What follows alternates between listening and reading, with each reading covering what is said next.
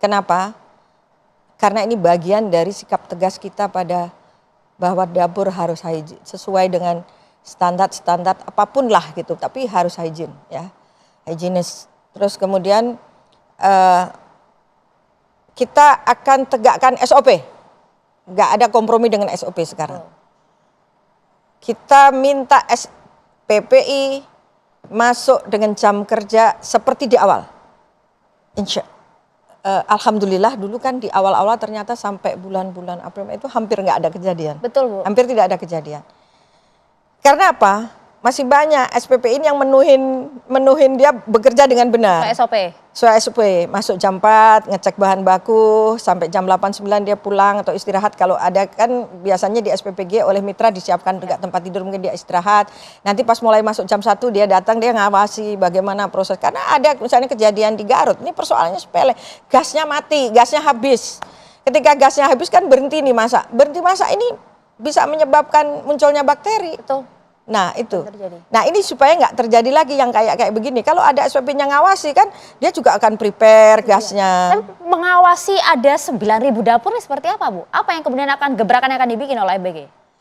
Sebetulnya kan ini pengawasan itu dilakukan di sini. 1, SPP-nya langsung di dapur. 2, ada yang namanya Korwil. Korwil itu bosnya SPP ini di kabupaten. Ada lagi namanya Karek, koordinator di regional. Lalu mereka ini semua dapur kan diwajibkan punya CCTV. Anda bisa pantau itu nggak? Nanti sekarang ini kan belum udah tapi kayaknya nggak efektif. Kita sebentar lagi akan membangun MBG Hub. 30.000 dapur kita bisa, itu sekaligus akan menjadi newsroom. Wartawan semua boleh melihat di situ bagaimana dari 30.000 nanti akan bisa kita pantau. Panel kontrol gitu ya? Iya. Kita misalnya mau lihat mana nih dapur, cek Aceh nih, SPPG di mana di Biren atau di mana, nanti kelihatan. Ternyata lagi bisa jadi wartawan ikut ngecek setengah 1 malam nih. Waduh, kok udah pada tidur nih? Berarti dia SOP-nya salah nih. Wong dia harus mulai masak kok jam 1 jam 2 dia malah sudah tidur nih. Nah gitu. Nanti semua kami dari BGN kita juga deputi pengawas pemantauan dan pengawasan kita tegakkan lagi ya kan. Harus melakukan pengawasan melekat dan saya sudah instruksikan untuk inspeksi terus. Ya, kemudian Karek, kemudian tadi Korwil ini harus nanti inspeksi tiap 2 minggu sekali melihat dapur-dapur ini. SOP-nya yang paling penting ditegakkan. Masak harus jam berapa, bahan bakunya harus seperti apa, diantar harus jadi berapa, dan yang paling penting yang terbaru kita akan belikan barcode. Barcode di omprengnya. Jadi nanti ditertulis. Saya gimana ya, kan nggak bisa nunjukin gimana nih caranya membuka barcode. Barcode akan kemudian ditempatkan di setiap alat makan, Bu? Iya, jadi nanti ada barcode-nya, tulisannya ini dimakan, hanya boleh dimakan sampai jam ini. Jadi anak-anak tahu kalau sudah lebih jam 9 ini nggak boleh dimakan. Iya kan? Karena memang ini ada batasnya. Kalau kita di rumah kan, kenapa kalau kita di rumah kok bisa sore bisa dimakan? Kan sore diangetin. Karena ini nggak ada yang ngangetin. Jadi makanan itu setelah dimasak maksimal hanya boleh dimakan 6 jam setelah dimasak. Lebih dari itu berpotensi untuk terkontaminasi. Setiap kali terkontaminasi misalnya bakteri itu berkembang biak 2 kali lipat setiap 15 menit. Nah ini yang supaya anak-anak nanti tahu tidak dibawa pulang. Kalau dibawa pulang potensi karena ada kejadian nih dibawa pulang adiknya malah kena. Jadi barcode ini isinya apa saja, Bu, nanti? Tanggal.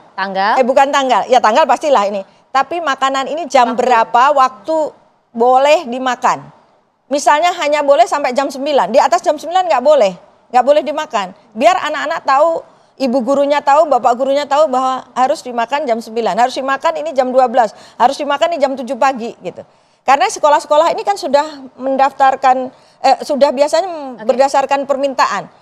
Kami minta diantar jam sekian, jam sekian, jam sekian. Nah, malam ini juga lewat TV One, saya akan mengumumkan program terbaru dari BGN ini, apa namanya? Selama ini kan begini, orang tua ini jadi saya minta kepada seluruh rakyat Indonesia, mari, ini program yang luar biasa untuk anak-anak Indonesia. Kita mengawasi bersama-sama. Saya minta semua, mohon dibantu kami untuk mengawasi dapur-dapur kami, dapur-dapur SPPG, dan bila entah itu Bapak Ibu menemukan apapun, dapurnya jorok, nyuci omprengnya nggak bener, atau ternyata belanja bahan bakunya sudah tidak fresh, atau anak-anak mengalami keracunan atau mengalami apalah kesehatan. Karena jangan salah ya, kita juga menemukan di investigasi tidak semua itu karena keracunan. Alergi. Ada alergi gitu. Jadi ini saya sampaikan ya, ini ada operator headline, kami Hotline. ada dua, hotline-nya ada dua. Gimana caranya? Nggak bisa Dibacakan boleh, Bu? dibaca ya? Nanti kami akan tulis di layar. 088 29 38 00268. Boleh tolong diulang sekali lagi, Bu. Ini hotline, kemudian jika ada yang kemudian Anda menemukan di lapangan tidak sesuai dengan seharusnya yang bisa langsung dilaporkan ya. Betul. Ini yang satu ya. Ini satu saya ulang lagi. Nanti ada dua nomor. 088 29 38 00268. Ini yang nomor pertama. Nomor kedua 088 293 800 376. Ini baru pertama kali Anda sampaikan ini. Ya, karena saya baru dapat ini. Baru mendapat. Dia bilang, "Ibu izin ini hotline-nya. Boleh nggak nih saya taruh juga nih biar di pemirsa TV One?" Boleh, Bu, gitu. Benar ya? Sudah Bu nih. Kan ada nih. Operatornya berapa orang? 8 orang. Oke, Ibu. Ya. Jadi memang kemudian Anda sudah membuat beberapa program ke depan agar kemudian hal ini tidak kembali terjadi. Dan tadi Anda cukup emosional kalau melihat bagaimana banyaknya anak-anak yang kemudian harus merasakan keracunan. Terakhir Ibu, apa sih Bu sebenarnya dari dalam hati Anda begitu ya, niat Anda terhadap program besar dari makan bergizi gratis ini, Bu? Saya ingin anak-anak dapat keadilan. Jangan pancing lagi aku nangis. Saya pengen anak-anak di Indonesia itu punya keadilan. Saya ulang, anak-anak Indonesia mendapat keadilan yang paling baku, yang paling standar, yaitu keadilan makan.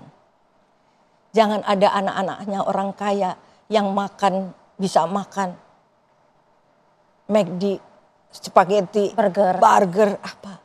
Hanya anaknya orang kaya. Tapi anak-anak Indonesia semua yang lainnya juga bisa makan seperti itu. Dan kalau ada sesekali makanan yang seperti itu, mohon dong biarkanlah sesekali. Itu tidak menu tiap hari. Ya. Itu hanya kegembiraan yang diberikan oleh para SPPG, mereka boleh request 1 minggu 1 kali. Karena banyak dikomplain juga kan, mengapa menunya seperti itu? Ya, mungkin yang komplain belum mengerti yang bagaimana lihat anak-anak yang tidak pernah. Mungkin karena susah, karena kan kalau di desa belum tentu ada yang jualan burger. Itu dia. Ya. Keadilan makan bagi seluruh anak Indonesia. Untuk anak-anak Indonesia, agar anak-anak ini kalau pintar, kalau gizinya terpenuhi dia bisa pintar, dia juga bisa punya kesempatan seperti Mbak bisa menjadi penyiar yang hebat, bisa menjadi konglomerat, bisa menjadi menteri, bisa menjadi presiden. Jangan dong anaknya orang kaya aja yang bisa pintar dan bisa sehat. Anak orang miskin juga, anak orang tidak mampu, anak-anak desa, anak semua punya hak yang sama. Ya Mbak ya. Dan tolong program ini tidak dipolitisasi kalau kata Anda. Ya, mainlah yang lain. Mainlah yang lain. Baik, terima kasih banyak Bu Nari SD yang sudah setia bersama kami di One on One dan juga tadi menjawab berbagai polemik yang ada. Terima kasih, sehat selalu untuk Ibu dan kami titipkan program besar ini Bu ya. Terima untuk kasih. masa depan anak-anak bangsa. Saya akan all out. Ban handphone saya 24 jam. Bisa dihubungi oleh media, dihubungi oleh ibu-ibu semua. Rakyat Indonesia mau telepon saya boleh. Dan sudah ada hotline-nya. Terima kasih banyak Bu Nari. Terima kasih. Itu tadi One on One membahas bagaimana kemudian polemik MBK ini bisa sesuai dengan tujuan mulia di awal, memberikan keadilan makan bagi seluruh rakyat Indonesia. Pemirsa, kami akhiri One on One malam hari ini. Saya Maria Assegaf. Terima kasih. Sampai jumpa.